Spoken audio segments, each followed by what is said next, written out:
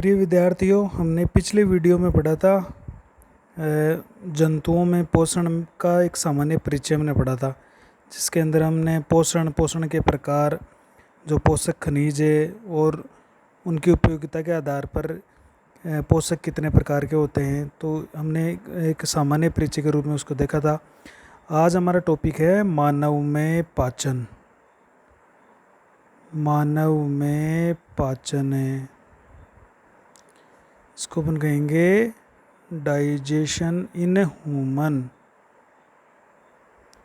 तो मनुष्य में एक सुविकसित पाचन तंत्र होता है। सुविकसित पाचन तंत्र, और इस पाचन तंत्र के अंदर कौन सी क्रिया होती है? पाचन क्रिया होती है। अब जो भी हम अपन भोजन करते हैं, उस भोजन के अंदर बहुत सारे बड़े बड़े अणु होते हैं या पदार्थ होते हैं, या अपन यूँ कहें कि भोजन के अणु हैं वो बहुत जटिल होते हैं। तो उन जटिल अणुओं से ऊर्जा मिलना एक बार तो मुश्किल है। तो उनका क्या होता है कि हमारे पाचन तंत्र में उन जटिल पदार्थ या जटिल अणुओं को लगातार तोड़कर सरल पदार्थों में बदला जाता है, ताकि उनसे ऊर्जा प्राप्त की जाए और आसानी से शरीर की उपापचय क्रियाएं संचालित हो सके।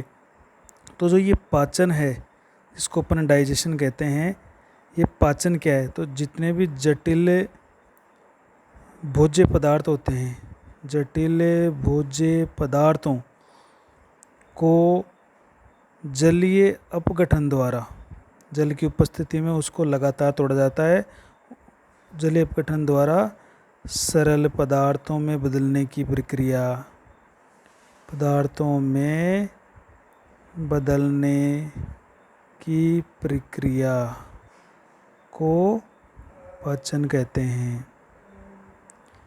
ये जो पाचन है, ये हमारे पाचन तंत्र में किया जाता है, और पाचन तंत्र मनुष्य में सुविकसित प्रकार का पाचन तंत्र होता है। तो जो मानव का पाचन तंत्र है, या जिसको डाइजेस्टिव सिस्टम कहें, उसका निर्माण आहार नाल वह उसकी कुछ सहायक ग्रंथियाँ होती है, सहायक पाचक ग्रंथियों से होता है। आहार नाल और सहायक पाचक ग्रंथियों से इसका निर्माण होता है। ये जो आहार नाल है, आहार नाल जिसको हम कहते हैं एलिमेंट्री केनाल। आहार यानी भोजन, नाल का मतलब होता है एक ट्यूब या नलिका। तो जो हमारी आहार नाल है, ये एक लंबी कुंडलित पेशीय नलिका होती है, जिसमें पेशियाँ भी पाई जाती है, कुंडलित भी होती है और लंबी भी होती है। ये लंबी कुंडलित पेशीय नलिका होती है, जो कहाँ से कहाँ तक होती है? हमारे मुख से लेकर गुदा तक फैली रहती है। मुख से लेकर गुदा तक फैली रहती है। अब इसमें अगर हम इसको पूरी तरह से विभाजित करें, तो जैसे हमारे पूरी आहार नाल है, पूरी आहार नाल जिसको हम शुरू करें मुख से, और इसका अंतिम पार्ट होता है गुदा। तो इसको तीन अपने भागों में बांट सकते हैं कि मुख से, मुख है और मुख गुहा है, और मुख से लेकर मलाशय तक, जैसे मुख से लेकर गुदा तक हो गई। तो इसको अगर हम तीन भागों में बांटें, तो उनको अपन कहते हैं, जैसे एक तो है फोरगट, फोरगट जिसको अपन कहें अगर आहार नाल। ये मुख व हमारा मुख गुहा आता है इसमें, मुख व मुख गुहा। इसके बीच में, इसके बाद में, या जो बीच में आहार नाल का भाग होता है, उसको बोलते हैं मिड गट, जिसको या मुख से लेकर ये मलाशय तक पाया जाता है। और जो अंतिम पार्ट होता है इसका, जिसको अपन कहेंगे हिंड गट, जो कि गुदा नाल व गुदा जैसे अंग इसके अंदर आते हैं। इन तीनों की उत्पत्ति है वो जो जनन स्तर है उनसे अलग अलग होती है। जैसे जो फोरगट है, आहार नाल का जो अग्रभाग है, आहार नाल का अग्रभाग ये आहारनाल का मध्य भाग और ये आहारनाल का पश्चिम भाग है।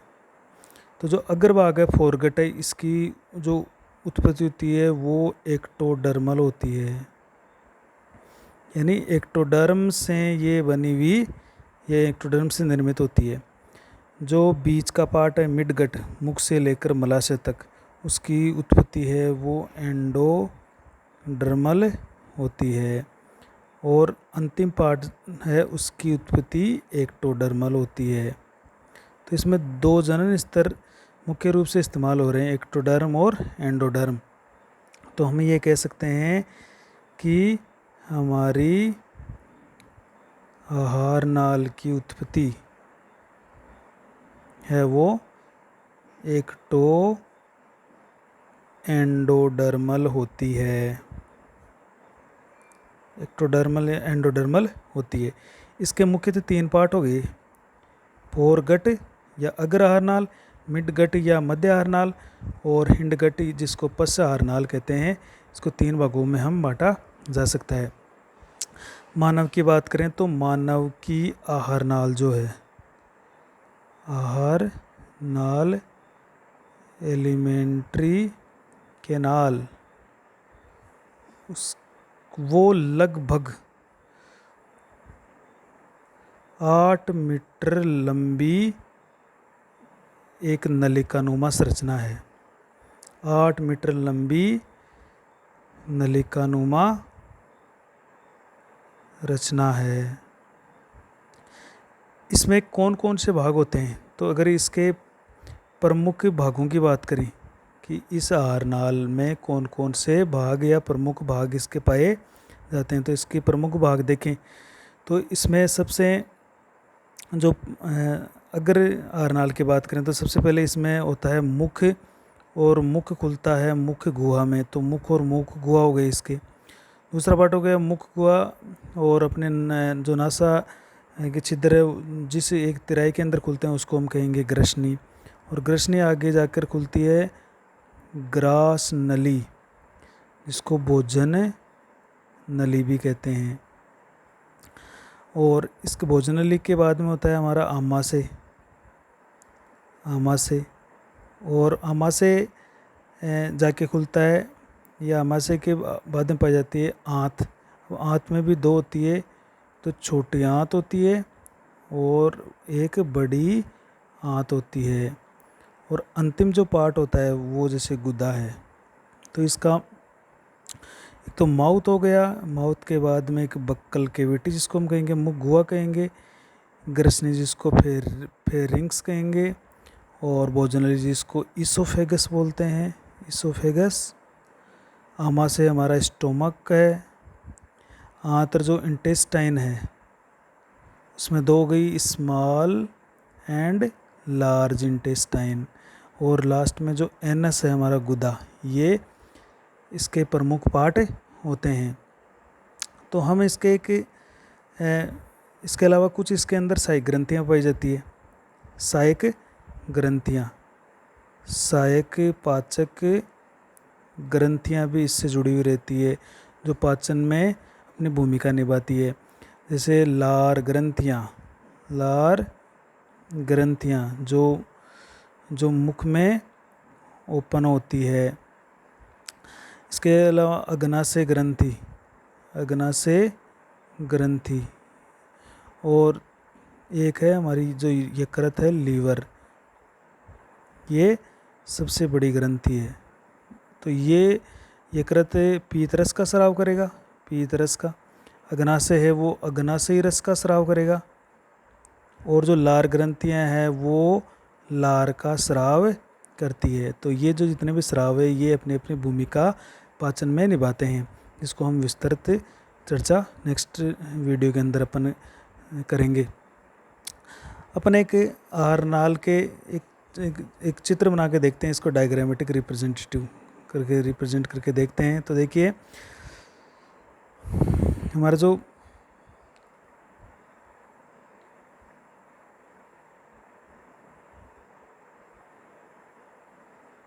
एक मनुष्य की अगर अपन बात करें तो जैसे मुख है, मुख के अंदर कठोर तालु और कोमल तालु होते हैं।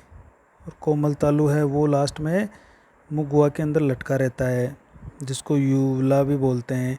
इस तरह से हमारी जो नासा गुहिका हैं वो विभिन्न अस्थियों की, सर्पिलाकार अस्थियों की बनी होती है और इस तरह से आके खुल जाती है। इस तरह से हमारा जो मुख है वो मुख गुहा होती है, उसके अंदर निचला जबड़ा और दांत, ऊपरी जबड़े में दांत होते हैं, निचले जबड़े में नीचे वाले दांत पाए जाते हैं।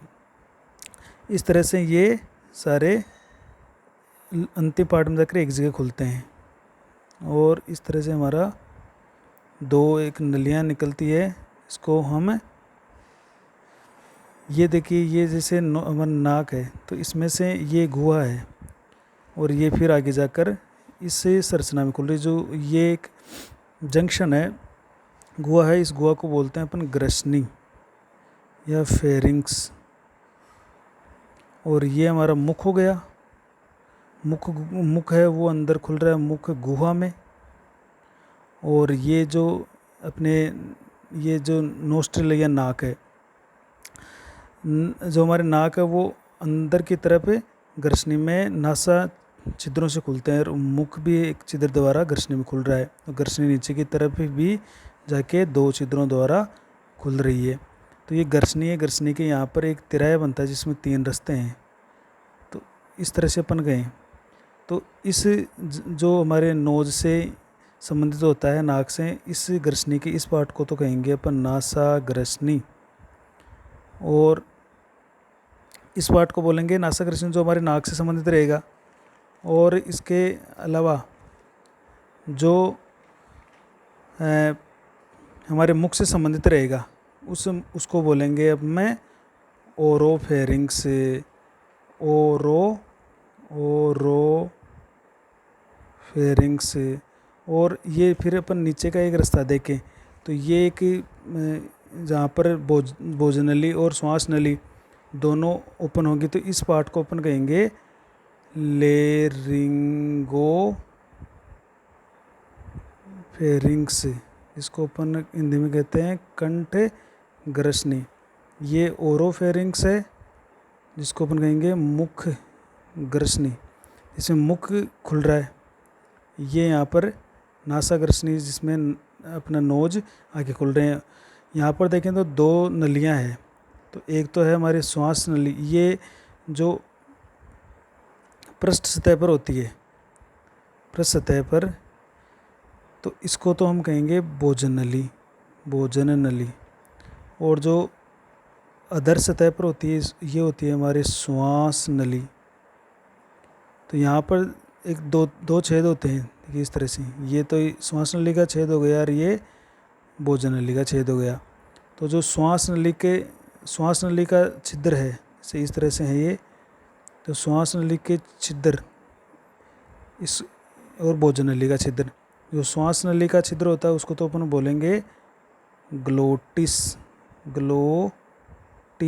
या इसको हिंदी में कहेंगे गाठी द्वार। इस गाठी द्वार के यहाँ पर एक उपास्थि का एक इलास्टिन तंतुओं का बना हुआ एक ढक्कन सा पाया जाता है, इसको बोलते हैं एपिग्लोटिस। ग्लोटिस के ऊपर पाए जाने वाला कार्टिलेज से बना हुआ एपिग्लोटिस। ये देखो, ये श्वास नली को जब अपन भोजन निगलते हैं तो श्वास नली को ढक लेता है, और जो भोजन नली का छिद्र होता है इसको हम कहते हैं गुलेट, या इसको कहेंगे निगलन द्वार, जिसके द्वारा हम भोजन को निगल लेते हैं। तो इस तरह से ये हमारी यहाँ पर एक भोजन नली और श्वसन नली होती है। तो श्वसन नली तो होती है हमारे अधर सतह पर, यानी अपन छाती की ओर देख कहीं, या पीठ की तरफ या पृष्ठ सतह पर होती है हमारी भोजन नली। नेक्स्ट अपन इसके देखते हैं कि आगे जो ये गुलेट या निगलन द्वार है इस तरह से आगे 25 सेंटीमीटर संरचना बनाता है, जिसको हम भोजन नली या ईसोफेगस कहते हैं। ये भोजन नली है वो आगे जाकर आमाशय से जुड़ती है, आमाशय में खुलती है। ये हमारा आमाशय है, एक जे शेप या थैलीनुमा संरचना लिए हुए ये हमारा आमाशय होता है। इस आमाशय में ये यहाँ से भोजन नली जुड़ रही है। तो आमाशय के इस तरह से बहुत सारे पार्ट हो जाते हैं।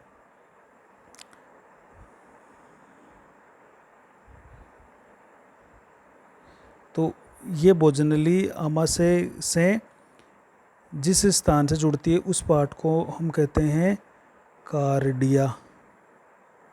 और यहाँ पर एक वाल स्फिंक्टर जिसको अपन कहें स्फिंक्टर लगा होता है, इस स्फिंक्टर को हम कहेंगे ये वाल को कार्डियक स्फिंक्टर। ये फ्लैप लाइक स्ट्रक्चर होता है जो एक जब भोजन नली से होता हुआ इस जैसे ही इस वाल के पास आता है ये वाल नीचे की तरफ ओपन हो जाता है और भोजन है वो हमारे आमाशय के अंदर गिरने लगता है। तो कार्डिया ये पार्ट है, छोटा सा पार्ट जिसमें कार्डियक स्फिंक्टर लगा होता है। कार्डियक स्फिंक्टर से भोजन नली आमाशय जुड़ी रहती है। ये जो उठा हुआ भाग है आमाशय का इसको वो कहेंगे फंडस, जो कि इसमें मुख्यतः श्लेष्मा की ग्रंथियाँ पाई जाती है। और जो ये सबसे बड़ा मेन पार्ट है इसको बोलेंगे बॉडी। ये जो मुख्य भाग है आमाशय का। और बॉडी आमाशय का सबसे पिछला भाग जो छोटी आंत से जुड़ा हुआ रहेगा उसको कहेंगे, इस पार्ट को कहेंगे एंट्रम। एंट्रम। अब एंट्रम भी छोटी आंत से जुड़ा हुआ है और एक यहाँ से एक वाल के द्वारा जुड़ा हुआ है। इस वाल को हम कहेंगे पाइलोरिक स्फिंक्टर। Pyloric sphincter. ये वाल भी भोजन एक बार छोटी आंत में चला गया तो वापस आमाशय में नहीं आता है, तो इसके लिए इस तरह से काम करता है। फिर नेक्स्ट देखते हैं छोटी आंत। ये छोटी आंत इस तरह से इसका छोटी आंत हमारे आमाशय से पाइलोरिक स्फिंक्टर के द्वारा जुड़ी रहती है और आगे जाकर इस तरह से एक युवाकार संरचना बना रही है। युवाकार संरचना बनाने के बाद एक बार अपन इसका डायग्राम ड्रॉ कर लेते हैं कि ये जैसे हमारी बड़ी आंत है और इस तरह से ये बड़ी आंत एक सबसे मोटी जो आंत है वो इस तरह से राउंड लगाते हुए ये जो छोटी आंत है ये इस तरह से युवाकार संरचना धारण करते हुए इस बड़ी आंत के नीचे से होकर फिर फोल्ड हो जाती है और फोल्ड होके यहाँ पर फोल्ड होके इस तरह से पड़ी रहती है। और इसका लास्ट पार्ट है वो बड़ी आंत से जुड़ा हुआ रहता है। ये जो इसको तो हम कहेंगे ये पूरा हमारा आमाशय है। ये हमारा पूरा क्या है आमाशय। यहाँ से आमाशय से जुड़ी हुई हमारी छोटी आंत। अब इस छोटी आंत के भी 3 पार्ट होते हैं। ये जो युवाकार का छोटा सा पार्ट है इसको हम कहेंगे ड्यूडीनम। और इस ड्यूडीनम के आगे का जो पार्ट होगा उसको हम कहेंगे जेजूनम। जेजूनम। और इसका जो अंतिम पार्ट रहेगा उसको कहेंगे इलियम। इलियम। तो ये जो पार्ट है तीनों ये छोटी आंत के स्मॉल इंटेस्टाइन के या छोटी आंत के पार्ट होते हैं। यहाँ पर देखिए, यहाँ पर जो ये युवाकार का एक लूप बन रहा है या आमाशय के ठीक नीचे या इस युवाकार के लूप में यहाँ पर एक पत्ती जैसी संरचना स्थित होती है इस तरह से। और इसको बोलते हैं अग्नाशय ग्रंथि।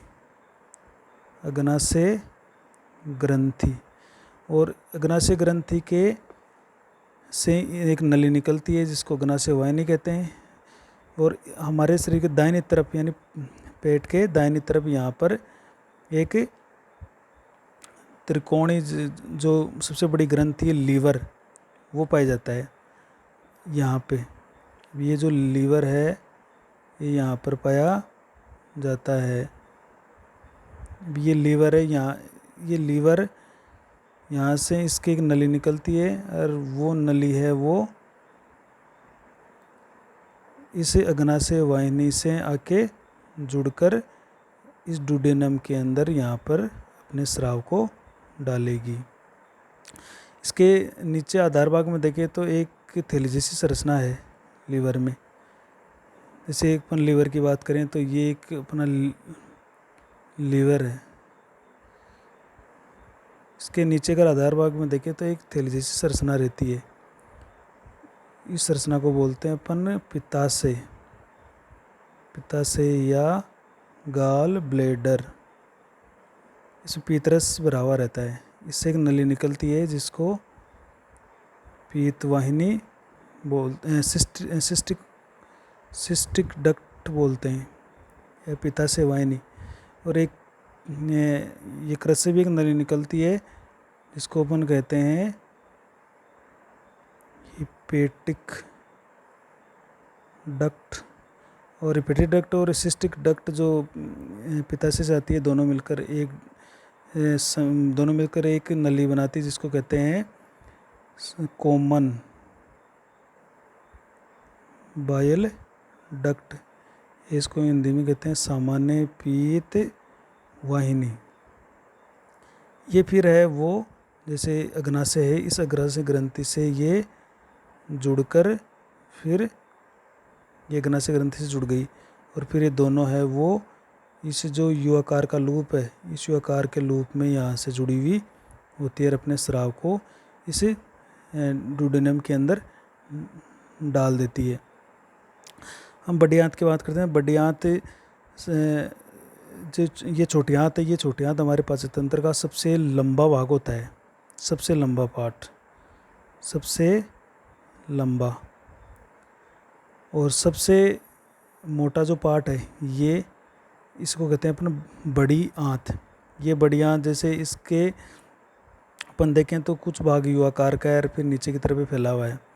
तो यहाँ से जैसे छोटी आंत से हमारी बड़ी आंत से जुड़ रही है, तो इस पोर्शन को हम कहते हैं सिक्कम। जैसे बड़ी आंत को अपन बना के देखें तो जैसे ये हमारी बड़ी आंत है।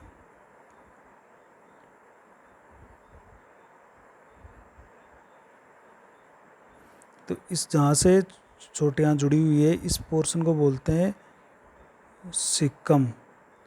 और जो ये पूरा पार्ट है, इस पूरे पार्ट को बोलते हैं कोलन। और कोलन के बाद में जो ये एक एस शेप्ड इसको बोलेंगे मलाशय या रेक्टम। अब इस कोलन के भी 3 पार्ट हो गए। एक तो जो ऊपर की तरफ चढ़ रहा है इसको तो बोलेंगे आरोही कोलन, और फिर ये जैसे इस तरह से सीधा चल रहा है क्षैतिज रूप से इसको बोलेंगे अनुप्रस्थ कोलन। और जो फिर ये वापस नीचे की तरफ आ रहा है, ये ऊपर की तरफ जा रहा है, फिर इधर जा रहा है, फिर ये नीचे की तरफ आ रहा है, इसको बोलेंगे अवरोही कोलन। ये जो बड़ी आंत है इस पर 3 इस तरह से अनुदैर्ध्य फोल्ड होते हैं इसके चारों ओर। इसके फोल्ड होने से क्या होता है कि एक्चुअल अगर अपन इसकी कंडीशन देखें तो इस तरह से होती है इसकी, कि बड़ी आंत की अपन देखें तो इस तरह से इसकी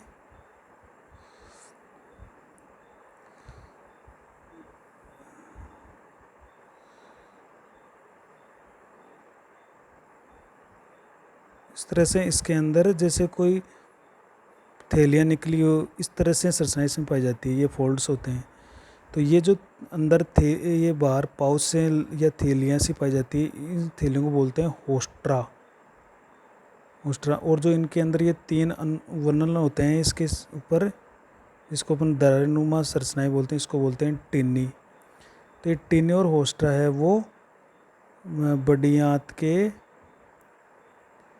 क्षेत्रफल को बढ़ाने का काम करते हैं। तो ये तो हो गया, जैसे यहाँ पर छोटी आंत जुड़ी हुई है तो ये तो हो गया सिक्कम, ये हो गया आरोही कोलन, ये हो गया अनुप्रस्थ कोलन, और ये हो गया अवरोही कोलन। ये इसका जो एस आकार का भाग है इसको बोलेंगे हम मलाशय। तो इस तरह से ये हमारी बड़ी आंत है जो सबसे बड़ी, छोटी है लेकिन बड़ी, एक बड़ा पार्ट होता है। और अंतिम में इसका पार्ट होता है गुदा। ये जो अंतिम पार्ट है अपने आहारनाल का, ये गुदा होता है।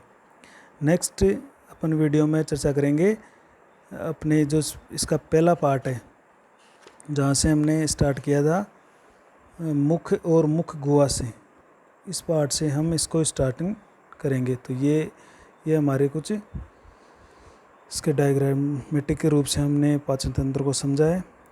तो इसको आप अपने नोट्स के रूप में इसको बना लें।